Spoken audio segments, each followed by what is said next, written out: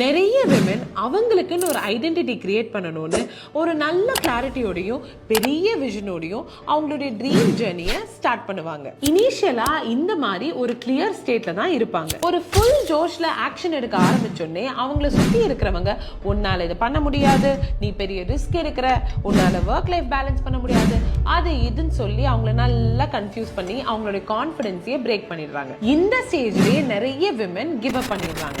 இதையும் தாண்டி ஒரு சில விமன் அடுத்தடுத்த ஸ்டெப்பை எடுத்து வைக்க ஸ்டார்ட் பண்றாங்க. எந்த ஒரு புது விஷயத்தை ஸ்டார்ட் பண்ணும் போதும் நிறைய சேலஞ்சஸ் இருக்க தான் செய்யும்.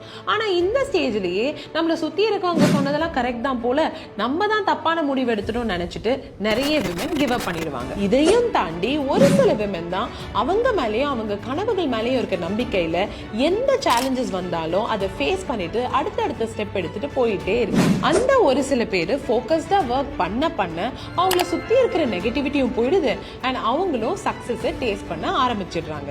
இனிஷியல் ஸ்டேஜ்ல வர சேலஞ்சஸை பார்த்து பயந்து நிக்காம அதையும் தாண்டி போயிட்டே இருக்கிறவங்கனால மட்டும்தான் இந்த மாதிரி ஒரு கிளியர் ஸ்டேட்டை அடைய முடியும். அதாவது உங்களுடைய சக்சஸை உங்களால ரீச் பண்ண முடியும். So believe in yourself and just keep going.